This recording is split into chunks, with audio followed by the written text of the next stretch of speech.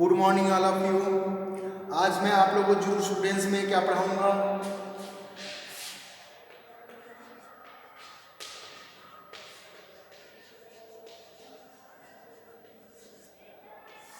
जूर students विधि शास्त्र। विधि शास्त्र में आप लोगों को मैं पढ़ा रहा था क्या, विधि के स्रोत। क्या पढ़ा रहा था? विधि के स्रोत। विधि के स्रोत क्या हैं ये मैं आप लोगों को बता रहा था। ठीक है, विधि शास्त्र के स्रोत के रूप में मैं पढ़ा रहा था। तो विधि शास्त्र के रूढ़ि के स्रोत रूढ़ि के स्रोत के रूप में मैं क्या पढ़ा रहा था, ये सारी चीजें पढ़ाया था विधि के स्रोत के रूप में। ठीक, विधि के स्रोत के रूप में क्या पढ़ाया था, सारी चीजें बताया था, 9 चीजें बताई थी। 9 चीजों में क्या पढ़ाया था, पहला बताना है रूढ़ि। पहला क्या है?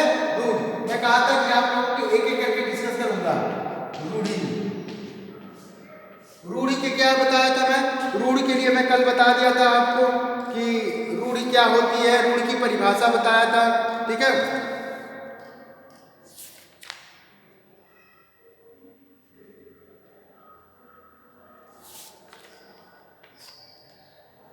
रूढ़ि की परिभाषा बताया था। ठीक, अब क्या मैं बताऊंगा आपको बताऊंगा मैं आज रूढ़ि के आवश्यक तत्व। ठीक है, रूढ़ि के आवश्यक तत्व।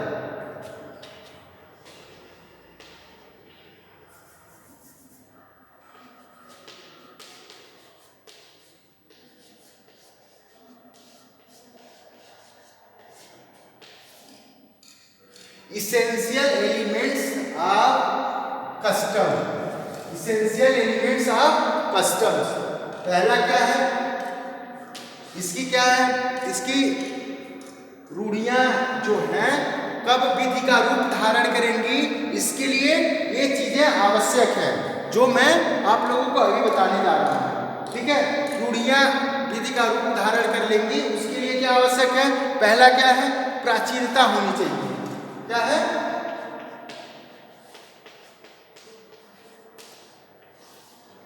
प्राचीनता। ठीक है, रूढ़ियां क्या है, प्राचीनता होनी चाहिए। रूढ़ि में क्या होनी चाहिए? प्राचीनता होनी चाहिए। ठीक, अब देखिए प्राचीनता का क्या मानक होता है वो मैं अभी आगे बताऊंगा। ठीक, दूसरा क्या होगा, दूसरा क्या होना चाहिए,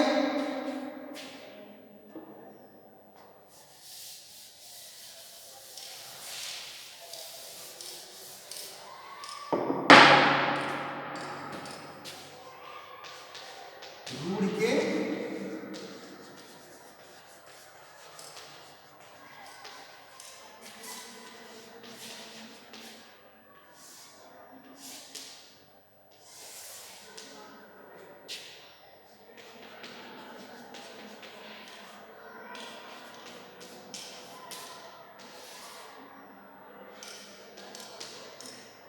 रूढ़ि की आवश्यकता थी, एसेंशियल एलिमेंट्स ऑफ कस्टम के आवश्यकता तो क्या है, प्राचीनता होनी चाहिए, निरंतरता होनी चाहिए। निरंतरता होनी चाहिए। ठीक, प्राचीनता होनी चाहिए, निरंतरता होनी चाहिए। तीसरा क्या होना चाहिए, प्राचीनता होनी चाहिए, एंटीक्विटी होनी चाहिए। इंग्लिश में क्या कहते हैं, एंटीक्विटी। प्राचीनता को एंटीक्विटी कहते हैं, निरंतरता को कंटिन्यूटी कहते हैं। ठीक, शांतिपूर्ण उपभोग होना चाहिए। तीसरा क्या है,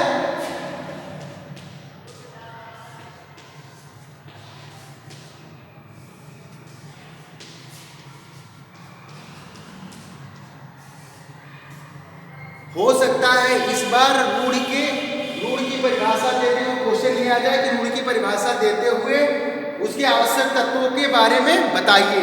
ठीक है, व्याख्या कीजिए।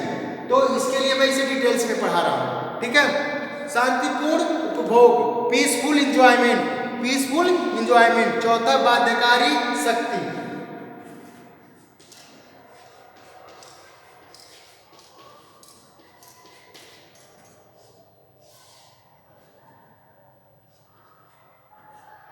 बाध्यकारी शक्ति,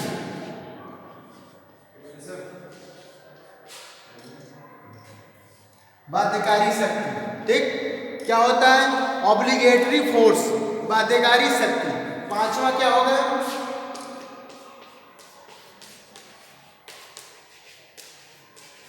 निश्चितता, निश्चितता, सर्टेनिटी। पांचवा क्या होगा? निश्चितता, सर्टेनिटी होनी चाहिए। संगतता, कंसिस्टेंसी,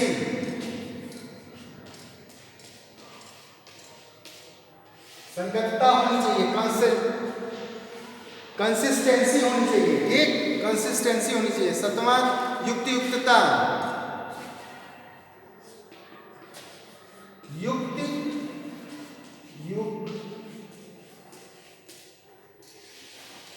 युक्तियुक्तता, युक्तियुक्तता होनी चाहिए। रिजनेबलनेस होनी चाहिए, ठीक। आठवां क्या है? आठवां है संविधियों से अनुरूपता,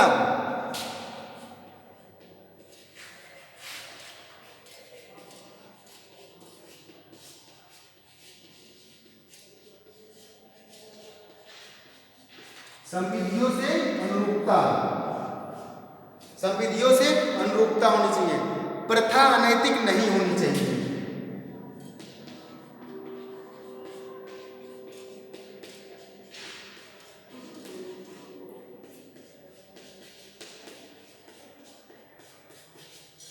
प्रथा अनैतिक नहीं होनी चाहिए, ठीक है। अब देखिए, किसी रूढ़ि को विधि बनने के लिए क्या आवश्यक है? किसी रूढ़ि को विधि बनने के लिए, किसी रूढ़ि को विधि के रूप में स्थापित होने के लिए ये सारी चीजें उसके लिए आवश्यक है। क्या होनी चाहिए? प्राचीनता होनी चाहिए, निरंतरता होनी चाहिए, शांति को उपभोग होना चाहिए, बाध्यकारी शक्ति होनी चाहिए, निश्चितता होनी चाहिए, संगतता होनी चाहिए, युक्तियुक्तता होनी चाहिए, संविधियों से अनुरूपता होनी चाहिए, प्रथा अनैतिक नहीं होनी चाहिए। रूढ़ि जो है वो अनैतिक नहीं होनी चाहिए। इन 9 चीजों को एक एक करके मैं आपको अभी बताना शुरू करूंगा, ठीक है। तो क्या है? पहला क्या है? प्राचीनता। पहला क्या है? प्राचीनता। प्राचीनता के बारे में समझिए। किसी भी रूढ़ि को विधि बनने के लिए उसमें प्राचीनता होना ही चाहिए। प्राचीनता से तात्पर्य ऐसा नहीं है कि वो प्राचीनता से यहां तात्पर्य क्या है? स्मरणातीत काल से प्रचलन में हो, ठीक है।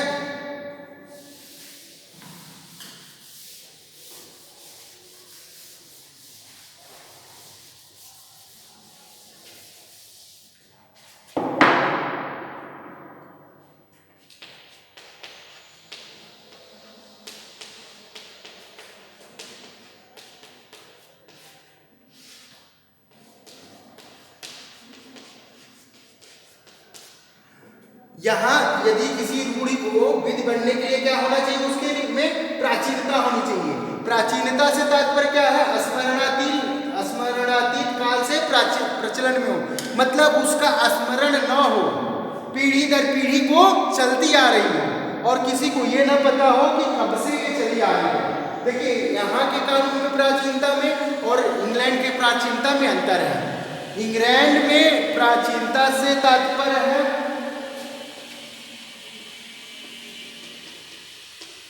1189 AD, मतलब इंग्लैंड में एक प्राचीनता का मानक है। क्या मानक है?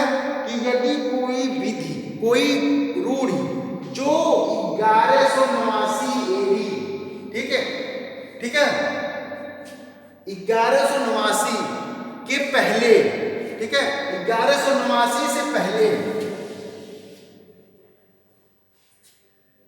जो रूढ़ी चली आ रही है, 1189 से पहले चली आ रही है, वो रूढ़ियां विधि मानी जाएंगी, उन्हें संरक्षण प्रदान किया जाएगा। तो 1189 से पहले 1189 तक, इंग्लैंड की बात हो रही है, इंग्लैंड में 1189 से पहले जितनी भी रूढ़ियां रही हैं, यदि वो प्रचलन में है तो वो विधि का रूप स्वतः धारण कर लेंगी, ठीक। 1189 से पहले लेकिन 1189 के बाद यदि कोई रूढ़ी प्रचलन में आई है तो वो रूढ़ियां विधि का रूप धारण नहीं करेंगी। लेकिन भारत की स्थिति अलग है, भारत की स्थिति अलग है, क्योंकि भारत में कोई ऐसा मानक नहीं है कि जैसे इंग्लैंड में 1189 है मानक, तो भारत में कोई ऐसा मानक नहीं है। भारत में क्या है, जो रूढ़ी या प्रथा प्रचलन में है या नहीं, जो प्रचलन में है स्मरणातीत काल से है, इसका कोई लेना देना नहीं है। यदि वो तथ्य और परिस्थितियां ऐसी हैं जो यह साबित कर देती हैं कि ये विधि प्राचीन समय से है, तो ठीक है, तो ऐसी विधि को क्या माना जाएगा, उसे रूढ़ी को, ऐसी रूढ़ी को विधि का रूप मान लिया जाएगा। भारत में क्या होता है, तथ्य और परिस्थितियों से, जो बाद के तथ्य एवं परिस्थितियां हैं उसके हिसाब से ही यहाँ मानी जाती है। यहाँ कोई ऐसा फिक्स डेट नहीं है, जैसे इंग्लैंड में फिक्स डेट है 1189 से पहले जितनी भी रूढ़ियां रही हैं वो विधि का रूप धारण कर लेंगी, उसे विधि माना जाएगा। लेकिन क्या है, यहाँ भारत में ऐसा कोई मानक नहीं है, तो हर बाद के तथ्य एवं परिस्थितियों के हिसाब से यहाँ डिसीजन होगा। ठीक है, यहाँ माना जाएगा कि देखा जाएगा कि है कि नहीं है। ठीक, एक केस में क्या कहा गया था, एक केस है बाबा नारायण बनाम सबूरी।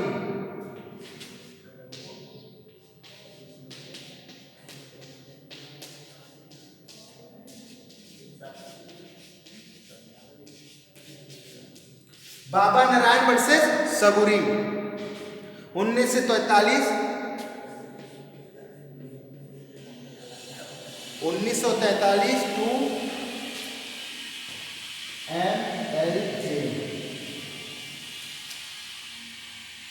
MLJ।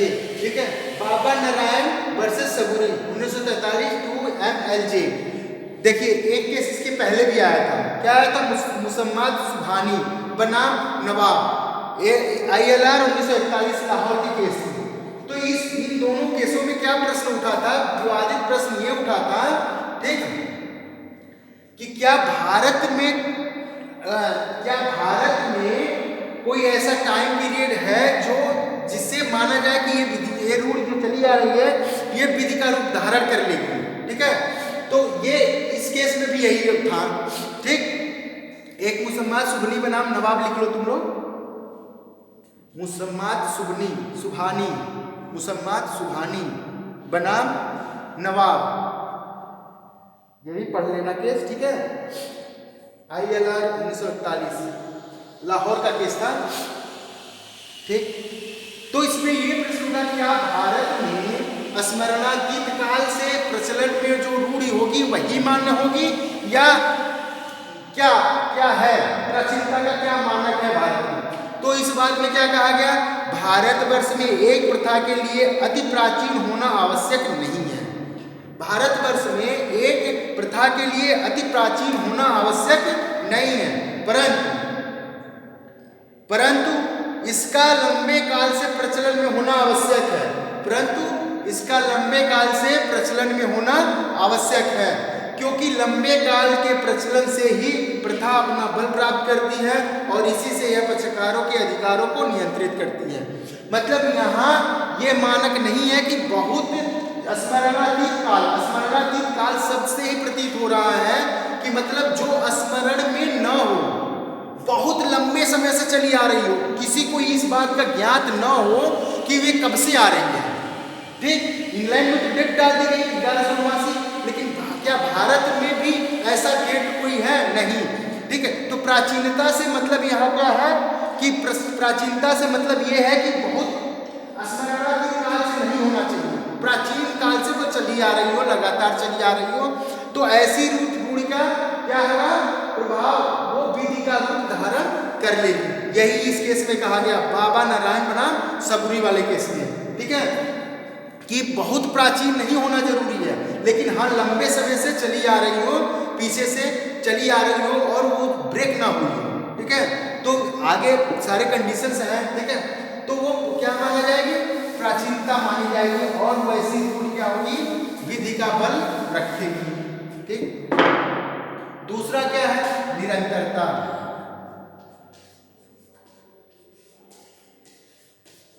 निरंतरता, निरंतरता मतलब क्या हुआ? कंटिन्यूटी, कंटिन्यूटी होनी चाहिए। ठीक, तो किसी भी रूढ़ि को विधि बनने के लिए द्वितीय आवश्यक तत्व क्या है? निरंतरता होनी चाहिए। दूसरी आवश्यकता क्या है? निरंतरता। निरंतरता से मतलब इसे शब्द से ही देखो ध्यान में आ जाएगा। निरंतरता से मतलब क्या होगा? कि जो लगातार चली आ रही है, मतलब जो लगातार चली आ रही है उसका ब्रेक नहीं होना चाहिए। ऐसा नहीं है कि आप ब्रेक का मतलब ये नहीं है कि एक आध साल 2 साल के लिए ब्रेक हो गई तो ब्रेक भी माना जाए, ऐसा भी ब्रेक नहीं चाहिए। मतलब क्या है? निरंतरता का मतलब वो लगातार चली आ रही है, जो लगातार चली आ रही है। बहुत सी चीजें, जैसे देखो जलीकट्टू का खेल है, जलीकट्टू का खेल है तमिलनाडु में खेला जाता है, वो हर साल मनाया जाता है। किसी साल किसी कारणवश यदि छूट जाता है तो उसे ब्रेक नहीं माना जाएगा, लेकिन वो लगातार 500 सालों से खेल चली आ रही है। सुप्रीम कोर्ट ने इसे बंद करने की बात कही है, लेकिन सुप्रीम कोर्ट ने इसे बंद नहीं किया, क्योंकि ये माना है कि ये प्राचीन काल से चली आ रही है।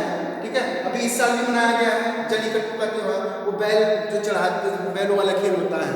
ठीक है, तो वो क्या है कि निरंतरता, ऐसी निरंतरता चलनी चाहिए, एक आध 2 साल का ब्रेक नहीं, ऐसी निरंतरता लगातार चलती रही हो तो वो क्या होगी? जो निरंतरता होगी वो रूढ़ क्या होगी? वो विधि का रूप धारण कर लेगी। ठीक है, वो विधि के रूप में, और उसे विधि द्वारा संरक्षित करा जाएगा। जलीकट्टू को कानून द्वारा संरक्षित किया गया है। भारत में ही, अभी भी यूपी में भी बहुत सी चीजें हैं जिसे संरक्षित किया गया है। ठीक है, और क्या है? निरंतर एक केस है सिम्पसन बनाम वेल्स।